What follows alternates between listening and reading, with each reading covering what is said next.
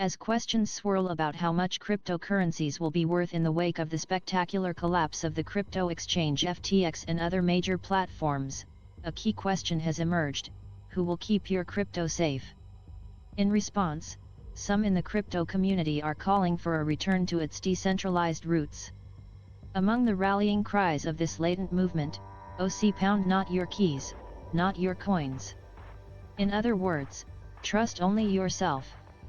But doing so requires individuals to maintain their own cryptocurrency wallets through a more complicated if safer process that involves generating complex passwords and sometimes buying physical hardware to keep track of crypto, as opposed to entrusting it to an exchange.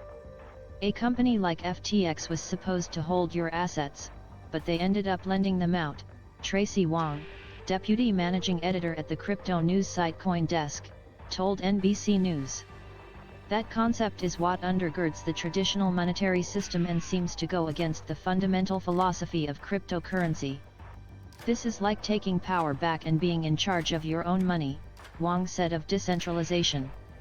Prior to its collapse, FTX was the world's fifth largest cryptocurrency exchange, according to data from the crypto group CoinGecko cited by Reuters, processing $627 billion in trading volume year to date. Now, it's unclear whether anyone who kept their money on the exchange will be made whole, as FTX sorts through a bankruptcy process that its current overseer has already described as unprecedented in its complexity. It's also a rude awakening for the people hurt most by the company's bankruptcy and the impetus for a return to decentralization.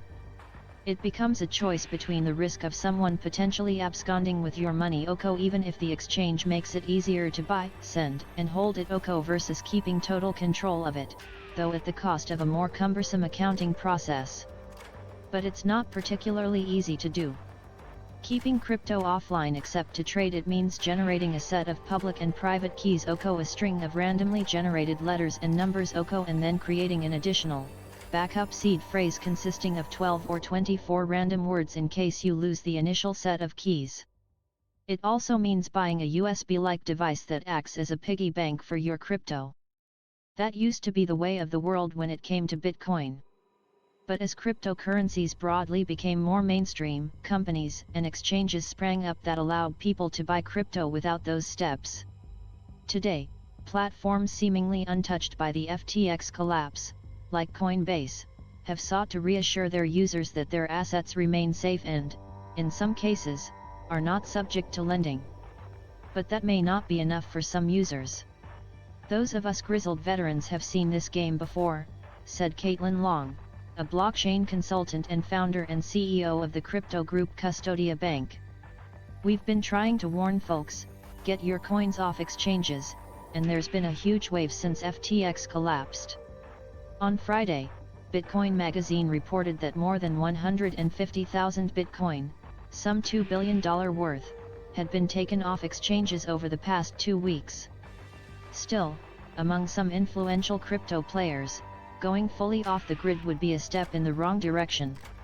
Instead, there are growing calls for increased regulation that would force crypto exchanges to keep customers' money firewalled so that it cannot be repurposed for other uses. Long describes the idea as treating customers' deposits like a valet treats a car. Yukari just giving temporary possession for safekeeping. They cannot lease it to be used on Uber, and if the garage goes bankrupt, Thataco's not an asset of the garage, they can't drive your car away, she said. This is very simple, very boring but foundational. As an example, Long highlighted the state of Wyoming where she said its crypto regulations already require that any exchange based there treat customers' assets in this way. If Wyoming's regime had been in place, FTX would not have happened, Long said. There is a proposal similar to Wyoming's system making its way through Congress that is sponsored by SENS. Cynthia Lummis, RYO, and Kirsten Gillibrand, DN.Y. But such a bill, as well as others that propose regulations for the crypto industry, could face opposition. Senator Sherrod Brown, D. Ohio, chair of the Senate Committee on Banking, Housing, and Urban Affairs, said last week that cryptocurrencies still don't offer anything useful or beneficial. OC # The recent collapse of FTX is a loud warning bell that cryptocurrencies can fail, and just like we saw with over-the-counter derivatives that led to a financial crisis, these failures can have a ripple effect on consumers and other parts of our financial system, Brown said in a statement. The cryptocurrency market toko's continued turmoil is why we must think carefully about how to regulate cryptocurrencies and their role in our economy.